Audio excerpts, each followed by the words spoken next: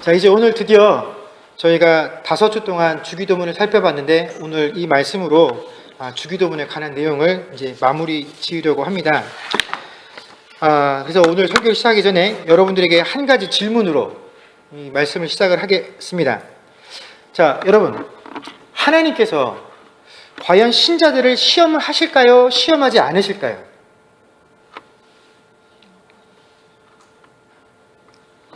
창세기 22장에 보면 하나님께서 그 아브라함에게 이삭을 제물로 바치라라고 요구하시는 장면이 있습니다. 근데 그 장면을 하나님께서 아브라함을 시험하시기 위해서 이삭을 바치라라고 했다라고 성경이 기록을 해놓고 있죠.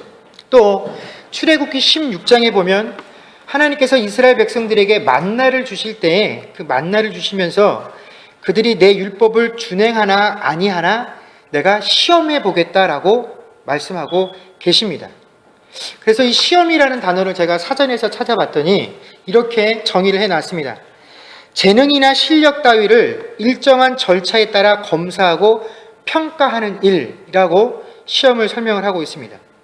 그렇기 때문에 여러분, 시험이라는 게 존재를 할 때는 분명히 반드시 시험 문제를 내는 사람과 이 시험을 푸는 사람이 존재하게 되어 있다라는 것입니다.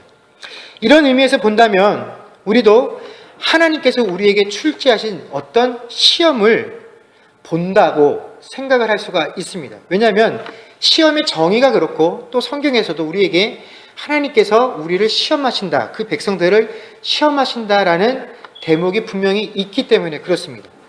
그런데 반대로 야고보서와 같은 성경 말씀에 보면은 이전과는 전혀 반대되는 내용을 기술하고 있습니다. 야고보서 1장 13절 말씀에 보면 우리가 잘 아는 사람이 시험을 받을 때 내가 하나님께 시험을 받는다 하지 말지니 하나님은 악에게 시험을 받지도 아니하시고 친히 아무도 시험하지 아니하시느니라 라고 되어 있습니다. 여러분, 창세기에도 또 출애굽기나 야고보서 모두에 하나님께서 또 시험이다라는 단어가 등장을 합니다. 또 이 단어를 사용을 하고 있죠. 그러나 이 세 곳의 성경에 쓰인 시험은 한글말로는 똑같이 번역이 되어 있지만 사실은 전혀 다른 의미들을 가지고 있는 단어입니다. 여러분, 하나님께서 이스라엘 백성에게 주신 시험이다라는 창세기와 출애굽기에 쓰인 단어는 말 그대로 테스트를 하신다라는 의미를 가지고 있습니다. 여러분, 우리가 시험을 본다라고 할 때 가장 먼저 떠올리는 게 뭡니까? 학생들이 학교에서 보는 시험을 가장 먼저 떠올리게 됩니다. 그러다 보니까 시험하게 되면 우리가 또 점수를 생각하게 되죠. 그래서 우리가 시험을 보면 그 시험에 맞게끔 내가 점수를 얻게 되고 그 점수, 내가 갖게 된 점수가 뭡니까? 사람의 미래와 또 그 사람이 어느 정도 수준이라는 등급이 매겨진다라고 생각들을 하게 됩니다. 그런데 세상에서 또 학교에서 학생들이 치르는 이 시험은요, 그 학생이 얻게 되는 그 점수 혹은 그 학생이 얻게 되는 등급, 그것 자체가 최종 목표입니다. 그 등급을 매기기 위해서 그 사람의 수준이 어느 정도인지를 체크하는 것이 그 시험의 최종 목표라는 것이죠. 그러나 여러분, 원래 테스트라는 것은요, 여기에 참석한 그 시험에 참가한 사람들이 어느 정도의 점수, 어느 정도 등급이 되느냐, 수준이 얼마큼이냐를 측정하려는 것이 최종 목표가 아니다라는 것입니다. 여러분, 시험을 치르는 가장 큰 이유는 뭐냐면 배우는 사람이 그 가르치는 이의 내용을 다 숙지했느냐, 가르치고자 하는 본뜻을 잘 이해했느냐, 그렇지 못하느냐를 점검하기 위한 것이 바로 테스트라는 것이죠. 그래서 시험을 보고 이 사람이 그 문제를 틀렸다라는 것은 이 피시험자가 가르치는 내용을 제대로 이해하지 못했구나라는 것을 발견하고 그 사람의 실력을 알면 그 실력을 어떻게 하는 겁니까? 수정해주고 보완해주려고 하는 것이 사실은 테스트의 목적이다라는 것입니다. 그래서 누구를 탈락시키거나 혹은 내가 받아 지어진 그 점수를 보고 좌절하거나 실망하게 하는 것, 그것이 시험의 목적, 테스트의 목적이 아니라 그 참가한 모든 이들의 수준이 어떠한 것인지를 알아서 실력이 부족한 자들도 일정한 수준에 도달할 수 있도록 그 옆에 있는 사람들과 가르치는 이가 도움을 주기 위한 그 과정을 바라보는 것이 바로 테스트의 진정한 목적, 바로 시험의 목적이다라는 것입니다. 그래서 우리가 흔히 하나님께 신앙생활할 때 하나님께 시험을 받는다라고 사람들이 생각할 때 어떠한 말로 대체를 합니까? 내가 하나님께 훈련을 받는다 혹은 하나님께 연단을 받는다라고 표현하는 이유가 바로 여기에 있습니다. 그러니까 만약 여러분들께서 신앙생활을 하다가 내가 하나님께로부터 시험을 받는다라는 그런 느낌이 든다고 한다면 여러분, 그것은 하나님께서 여러분들을 어떤 기준에 따라서 나누어서 너는 수준이 이거밖에 안 되니까 떨어뜨리겠다 혹은 내가 더 이상 너에게 관심을 갖지 않겠다라는 것이 아니라 에베소서 4장 13절 말씀에 보면 우리가 다 하나님의 아들을 믿는 것과 아는 일에 하나가 되어 온전한 사람을 이루어 그리스도의 장성한 분량이 충만한 데까지 이르리니라는 그 말씀을 이루시기 위함이라는 것을 알아야만 합니다. 그래서 내가 하나님께 시험받고 있다라고 생각을 할 때에는 과연 이 시험들을 거치고 이 어려운 상황들을 겪고 났을 때에 또 이 과정들이 내가 하나님께 더욱더 가까이 나아가고 있느냐, 내가 이 시간들을 통하여 하나님을 만나고 있느냐, 그렇지 못하느냐를 우리가 판단할 수 있으면 이 시험이 하나님께 허락되어진 것인지 그렇지 않은 것인지를 판단할 수 있다는 것입니다. 그렇기 때문에 우리에게는 분명하게 이 하나님께로부터 온 시험이 아닌 다른 시험이 존재한다는 것을 알아야 합니다. 공간복음서에 보면 예수님께서 공생애를 시작하시기 전에 사단에게 세 가지 중요한 문제로 시험을 받았다라고 성경에 기록을 하고 있습니다. 또 예수님께서 사역을 하시는 내내 예수님께서는 서기관과 바리새인들에게 시험을 받았다라고 또한 성경에 기록을 하고 있습니다. 그런데 과연 사단이 예수님을 시험했을 때나 또 이 서기관이나 바리새인들이 예수님을 시험했을 때 과연 그들이 이 시험의 과제들과 기간들을 통해서 예수님의 믿음이 더욱더 커질 것을 기대하면서 이런 일들을 행했겠습니까? 아니죠. 이와는 정반대로 이 시험들을 통해서 예수님께서 넘어지셔서 결국에는 하나님의 뜻을 이루지 못하는, 그래서 하나님의 계획을 방해하려는 목적으로 주어지는 시험들이 분명히 있다라는 것입니다. 그렇기 때문에 성도가 이 땅을 살아가면서 신앙생활을 할 때에는 분명히 우리에게 이 두 가지 시험이 존재한다라는 사실을 알아야 합니다. 하나는 하나님께서 주시는 시험인데 이것은 우리를 구분하여 모자라는 자들을 구분해서 떨어뜨리거나 우리를 낙심하거나 절망케 하려는 것이 아니라 우리가 하나님께서 원하시는 그 하나님의 자녀다움의 모든 이들이 다다르게 하시기 위한 연단의 방법으로 사용하시는 시험이 존재하고요. 또 하나는 사단으로부터 나온 것으로서 우리가 이 과정들을 거쳐서 결국은 하나님의 계획으로부터 벗어나게 하려는 목적을 가지고 주어지는 시험, 이 두 가지가 있다는 것을 분명히 기억을 해야 합니다.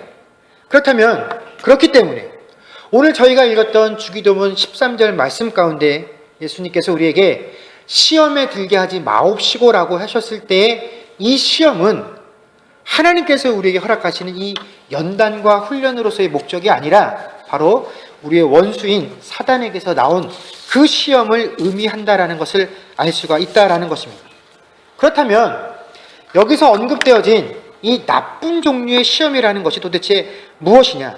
자, 여러분, 만약에 이 시험이라는 것이 우리가 신앙생활을 하는데 이렇게 치명적이고 좋지 못한 결과를 이루어내는 것이다 라고 한다면 왜 예수님께서 굳이 우리에게 기도를 가르쳐 주실 때 우리에게 시험을 없애달라고 하지 않으시고 그렇게 기도하라고 가르쳐 주지 아니하시고 시험에 들게 하지 마옵시고라고 가르쳐 주셨을까요?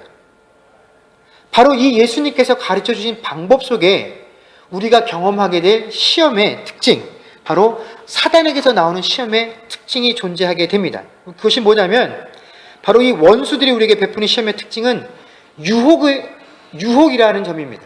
자, 이 말이 무슨 뜻이냐면요. 자, 시험에 들게 하지 마옵시고라는 이 단어 가운데 들게라고 해석되어진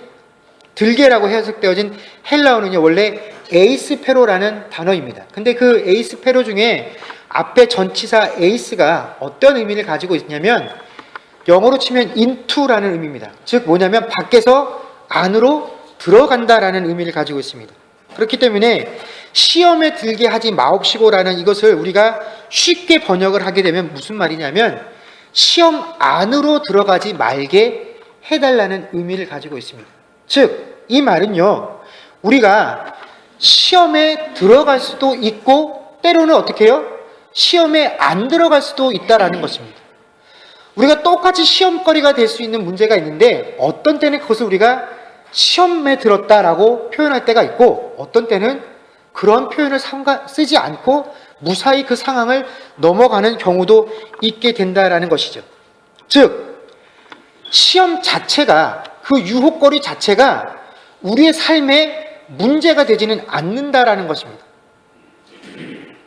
진정한 문제는 뭐냐면요, 우리 주변에 우리를 유혹하는 문제와 그 대상이 너무 많이 있다라는 것이 문제이지, 시험에 들고 아니 들고는 전적으로 누구에게 달린 문제입니까? 나에게 달린 문제입니다. 그렇기 때문에 예수님께서 우리로 하여금 시험에 들게 하지 마옵시고라는 기도를 너희가 드려야 한다라고 가르쳐 주신 것입니다. 그렇기 때문에 우리에게 중요한 것은요, 정말로 내 주변에 있는 이 모든 상황들 속에서 어떠한 것이 정말로 나를 유혹하게 될 대상인가, 어떠한 것이 나를 시험으로 인도할 수 있는 존재들인가 하는 그 대상과 존재를 바로 아는 것이 중요하다라는 것입니다. 그래서 우리가 끊임없이 그것들이 무엇인지를 자각하고 있으면, 저것이 나를 유혹하는 대상이야, 그래서 나를 시험에 들게 할 수 있는 문제야 라고 알고 있으면 거기에 들어갈 리가 없다라는 것입니다. 그리고 또 늘 우리가 그것의 특징들을 살피고 있다라고 한다면, 전에는 이것이 나에게 유혹거리로 느껴지지 않았지만 이제는 전에는 이게 내가 유혹인지 몰랐기 때문에, 사단이 나에게 주는 시험거리인지 몰랐기 때문에 내가 쉽게 그 안에 들어가서 반응을 했었는데 이제는 그렇게 되면 안 되겠구나 할 수 있다라는 것입니다. 이것을 피해서 갈 수 있기 때문에 예수님께서 우리에게 시험에 들게 하지 마옵시고라고 기도하라라고 가르친 것입니다. 그래서 오늘 우리가 읽었던 교리문답 127문은요, 도대체 사단이 우리에게 허락한 그 많은 것들 중에 특별히 유혹의 근원에 대해서 설명을 해주고 있습니다. 그리고 그 유혹의 근원을 크게 세 가지로 나누었는데 그 세 가지를 뭐라고 표현을 했냐면 불구대천의 원수다라고 표현을 했다라는 것입니다. 그렇다면 교리문답이 이렇게 심각하게 우리가 같은 하늘을 지고 살 수 없는 그런 대상이라고 표현했던 그 대상 세 가지가 무엇이냐? 첫 번째는 마귀다라는 것입니다. 이거 너무나 당연한 것 같죠? 근데 현대 그리스도인들이 이 마귀 혹은 사단을 이해할 때 어떻게 이해를 하냐면 마치 공포 영화 속에 등장하는 그런 아주 개기스러운, 아주 혐오스러운 그런 귀신들로 쉽게 이해들을 한다라는 것입니다. 여러분, 그 영화 속에 등장하는 그런 악한 영의 존재들을 보게 되면 우리가 다 한눈에 그것이 정말로 끔찍하고 무섭고 악하다는 것을 구분할 수가 있습니다. 그런데 만약 실제로 마귀가 이런 형상들을 하고 우리에게 있다라고 한다면, 이 사단이 우리에게 베푸는 유혹들이 이러한 형상을 하고 있다라고 한다면 굳이 예수님께서 이것을 불구대천의 원수다라고 하면서 우리에게 가르쳐주지 않으셔도 누가 그 안으로 들어가겠다고 하겠습니까? 저 멀리서도 보고 그 혐오스러운 대상을 피해서 도망가게 되지 그 안으로 들어가지 않는다라는 것입니다. 여러분, 여자나 아이들을 한번 보십시오. 물론 다 그런 것은 아니지만 여자분들 아무리 나이가 많이 드셔도 어떻게 해요? 작은 벌레 한 마리만 봐도 어떻게 합니까? 제가 들어보지 못한 기괴한 소리들을 지르면서 도망을 다닙니다. 또 그 애들도 마찬가지죠. 참 남자 여자가 희한해서 애들은 아무리 어려도 그 징그러운 동물이나 벌레를 봐도 도망가지 않고 그걸 잡습니다. 근데 여자애들은 똑같은 것을 보고도 그것을 가지고 이렇게 갖다 대면 어떻게 해요? 세상에서 경험해보지 못할 비명을 지르면서 도망을 다닙니다. 여러분, 그런 작은 벌레 하나도 가까이에 닥쳐오게 되면 혐오스럽고 더럽고 무서움을 느끼게 되면 도망가게 되는 것이 사람의 인지상정인데, 하물며 사단이 우리에게 다가올 때 우리가 일반적으로 이해하고 있는 그런 혐오스럽고 악한 모습들로 다가온다라고 한다면 세상에 어떤 사람이 그 사단의 유혹 가운데 넘어가겠습니까? 그런데 사단이 결코 우리에게 그런 모습으로 다가오지 않는다라는 것입니다. 사단은요, 오히려 성경은 사단이 우리에게 어떤 모습으로 다가오냐면 고린도후서 11장 4절 14절 말씀에서 광명의 천사로 가장을 하고 우리를 찾아온다라고 가르쳐 줍니다. 즉 사단은 누가 보아도 피하고 싶고 멀리하고 싶은 그런 모습으로 우리에게 다가오거나 우리에게 유혹에 덫을 놓는 것이 아니라 누가 보아도 혹할 수 있는 그런 모습들, 우리가 보기에 더욱더 다른 것들보다 더 아름답고 만져보고 싶고 한번 접해보고 싶다라는 그러한 모습들로 우리에게 다가온다라는 것을 결코 잊어서는 안 됩니다. 그렇기 때문에 우리가 마귀가 베푸는 그 유혹을 결코 쉽게 넘어갈 수가 없다라는 것이죠. 여러분, 창세기 3장에 보면 하와가 사단의 유혹에 넘어가는 장면을 설명을 해주고 있습니다. 그래서 결국 선악을 알게 하는 나무의 열과를 따먹게 되지요. 그런데 이 사단의 유혹에 넘어간 이후에 그 나무를 보면서 하와가 어떤 마음을 품었냐면 창세기 3장 6절에 여자가 그 나무를 본즉 먹음직도 하고 보암직도 하고 지혜롭게 할 만큼 탐스럽기도 한 나무인지라 여자가 그 열매를 따먹고 자기와 함께인 남편에게도 주매 그도 먹은지라 라고 되어 있습니다. 여러분, 그날 처음 하와가 그 선악을 알게 하는 나무를 보게 된 것이 아닙니다. 이미 하나님께서 창조하시고 그 창조하신 동산에서 생활할 때에 그는 수도 없이 그 선악과 앞을 지나다녔습니다. 선악을 알게 하는 나무는 언제나 항상 그 자리에 있었고 그 나무는 늘 동일한 모습을 띠고 있었다라는 것입니다. 그런데 그 전에는 한 번도 그 나무 앞을 지나다닐 때 하와가 그 나무를 유심히 살펴보지도 않았겠었지만 그 나무를 쳐다볼 때에도 그 나무를 보면서 야, 참 먹음직스럽다, 참 보암직스럽다, 저 나무의 열매를 따먹으면 내가 참 지혜롭게 될 만하다라는 마음을 느끼지 못했다라는 것입니다. 그런데 그것이 사단의 입술을 통해서 우리에게 유혹의 덫이 되니까 어떻게 해요? 먹음직스럽고 보암직스럽고 이것을 먹기만 하면 나를 지혜롭게 할 만한 것으로 보이게 되더라라는 것입니다. 여러분, 이것이 사단이 우리에게 베푸는 유혹의 강력한 힘입니다. 같은 맥락에서요, 사단은 우리에게 유혹을 베풀 때 우리가 그 유혹을 잘 분별하지 못하도록 우리의 지각을 마비시키는 역할들을 합니다.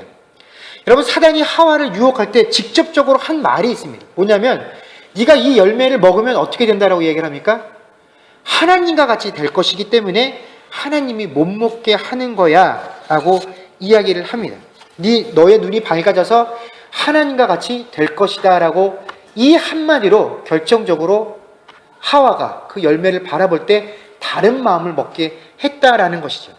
그런데 여러분, 우리의 눈이 밝아지는 것이 나쁜 것입니까? 우리가 흔히 쓰는 표현 중에서 우리의 영안이 밝아져야 한다라는 표현들을 씁니다. 그렇다면 이 열매를 먹고 눈이 밝아지는 것과 우리의 영안이 밝아져야 합니다라는 그 표현에 어떤 차이가 있어서 이것은 좋고 이것은 나쁜 것이다 라고 말할 수 있겠습니까? 또 하와가 이 열매를 먹게 되면 내가 하나님과 같이 된대 라고 하나님과 같이 되고 싶은 마음을 갖는 것, 이것이 꼭 나쁜 일이었을까요? 우리가 아까 읽었던 에베소서의 말씀과 같이 여러분, 신앙을 하는 이 성도들의 최종 목적은 뭡니까? 내가 그 예수님의 장성한 분량에까지 이르는 것입니다. 그래서 우리가 늘 끊임없이 뭐라고 고백합니까? 저도 예수님처럼 되고 싶어요. 저도 예수님처럼 살고 싶어요. 라고 고백을 합니다. 여러분, 그렇다면 그 고백과 내가 하나님과 같이 되고 싶어요 라고 하는 그 고백은 어떤 차이가 있기에 어떠한 것을 우리가 끊임없이 그렇게 해야 됩니다 라고 가르치는 고백이 되고, 하나는 하나님 앞에서 심각한 범죄가 되었겠느냐 하는 것입니다. 이 마귀가 우리에게 유혹을 베풀었던 내용, 하와에게 유혹으로 다가갔던 더서의 내용은 뭐냐면, 여러분, 눈이 밝아지고 하나님과 같이 되어진다라고 했을 때 그 고백의 핵심은 뭐냐면 바로 하나님과 같은 능력을 갖게 되는 것에 포인트가 있었다라는 것입니다. 그러나 여러분, 성도들이 신앙생활을 할 때 내가 예수님처럼 되고 싶어요, 예수님을 닮고 싶어요 라고 말을 하는 것은 예수님과 같은 능력을 사는 그런 삶을 살겠다라는 고백이 아닙니다.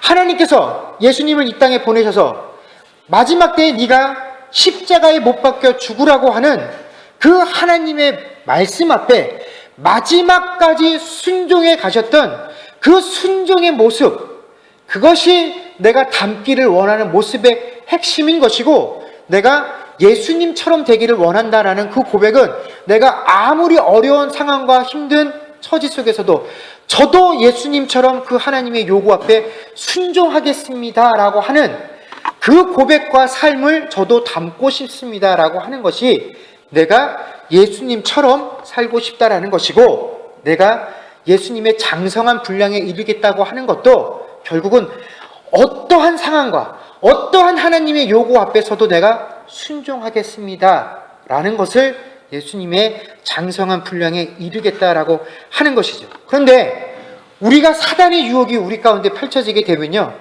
이 사실을 우리가 구분하지 못하게 된다라는 것입니다. 그래서 우리가 신앙생활을 할 때조차도 끊임없이 이 신앙생활을 통해서 뭔가 능력을 얻어야지만 제대로 된 신앙생활을 하게 되는 것과 같이 마음속에 얻게 되는 것. 그래서 그 능력을 얻지 못하고 그 능력에 따른 결과를 얻지 못하면 무언가 신앙생활이 잘못된 것 같아서 끊임없이 능력을 추구하게끔 만드는 삶. 여러분, 그래서 이단이 나오는 것들입니다. 그 능력들을 추구하고 능력들을 얻었지만 그 능력보다 더 중요한 하나님의 요구 앞에 예수님의 모습, 그 순종의 모습을 등한시하게 하기 때문에 이단들이 등장하게 된다라는 것이죠. 그런데 사단의 유혹이 바로 그것이다라는 것입니다.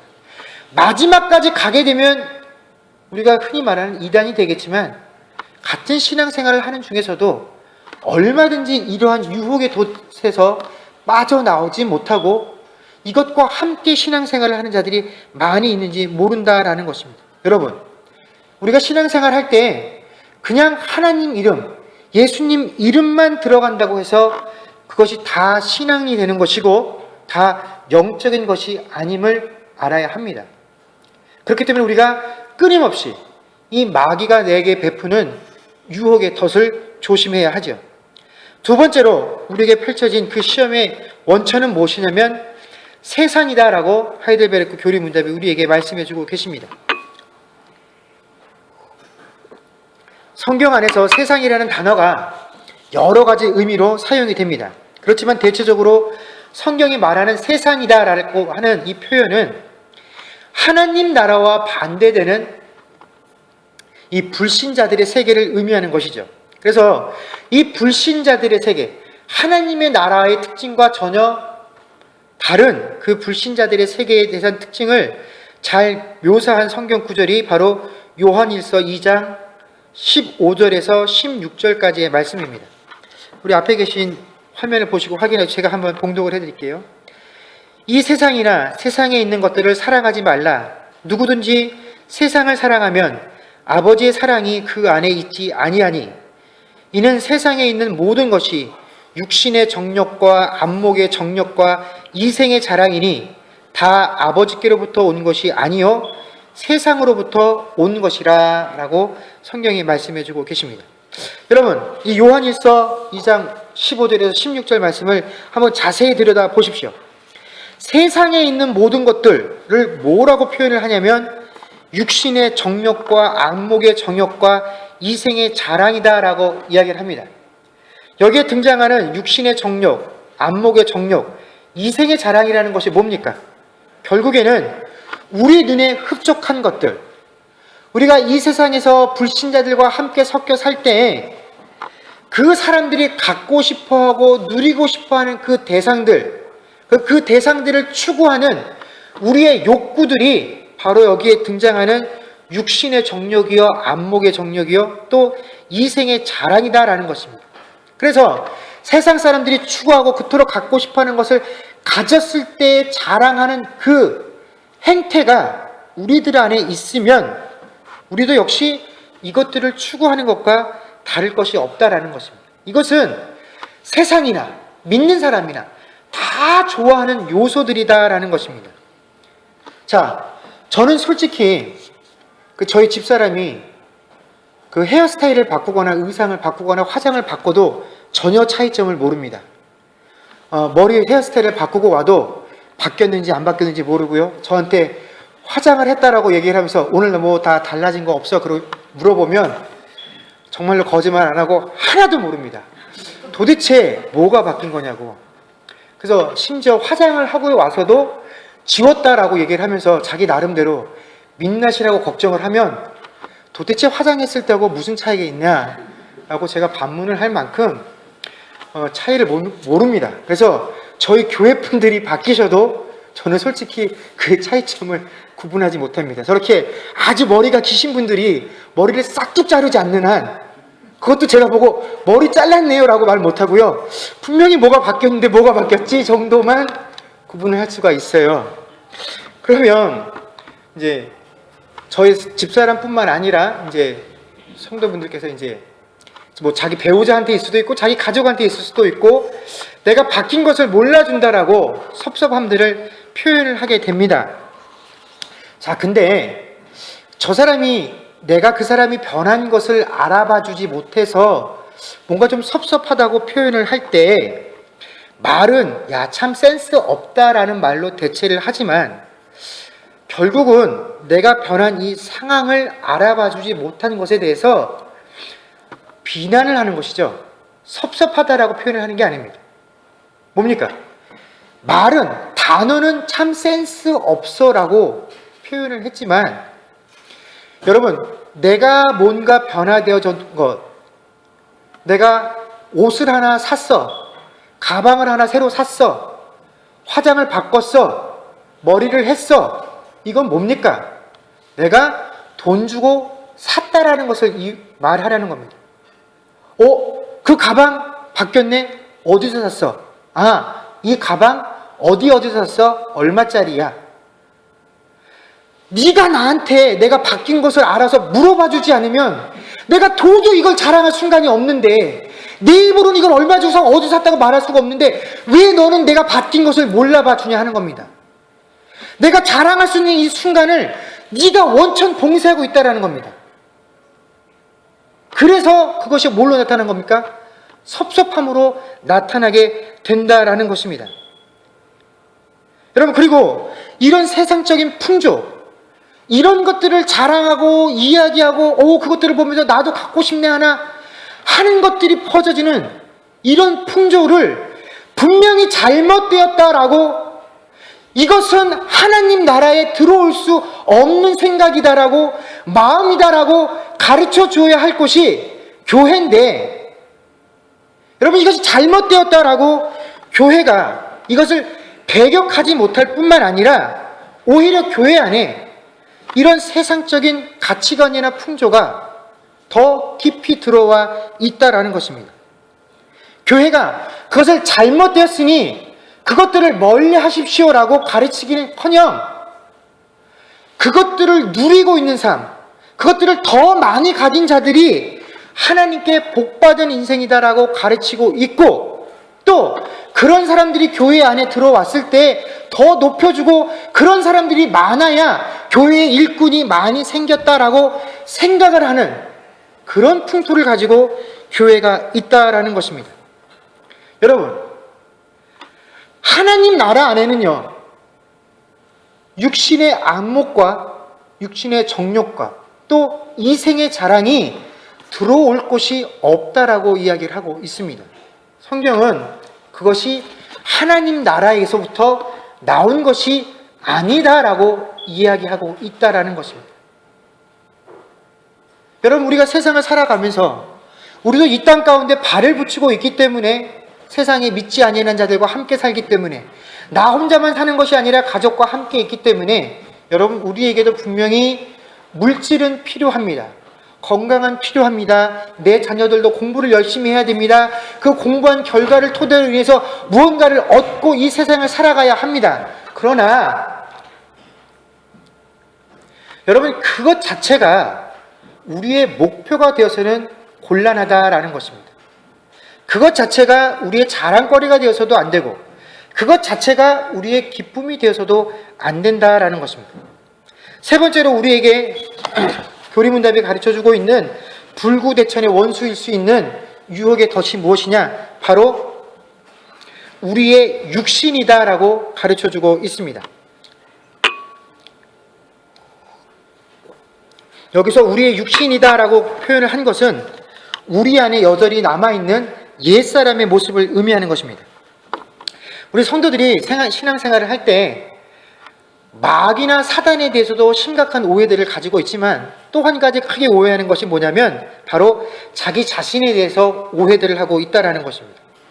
성도들은 내가 이미 예수를 믿어서 죄 씻음을 받았고 구원을 받았기 때문에 자기 자신이 굉장히 선하고 의로운 존재로 여기고 살아갈 때가 많이 있다라는 것이죠. 그러다 보니까 내가 죄를 범하게 됐을 때, 하나님께서 싫어하시는 행동을 범하게 됐을 때 그것에 대해서 두 가지 방법으로 반응을 하게 됩니다. 첫 번째는 뭐냐면 외부적인 환경이나 요인 탓을 하는 겁니다. 나는 하나님 뜻대로 살려고 하는데 나를 둘러싼 이 조건들이 너무나 악하기 때문에, 불신자들이 너무 많기 때문에 내가 내 뜻대로만 살아서는, 하나님의 뜻에 순종해서만은 여기서 제대로 살 수 없기 때문에 결국에는 내가 이런 죄를 범할 수밖에 없어 라고 생각을 한다라는 것이죠. 그런데 이 생각이 어디에까지 미치게 되냐면, 내 주변에 이렇게 악한 자들이 많고 이런 악한 세상이 된 것은 결국은 하나님께서 용납하셨기 때문에 이런 악한 존재들이 내 곁에 오게 된 것이야. 그러니 내가 해도 어쩔 수 없다라는 식으로 고백들을 하게 된다라는 것입니다.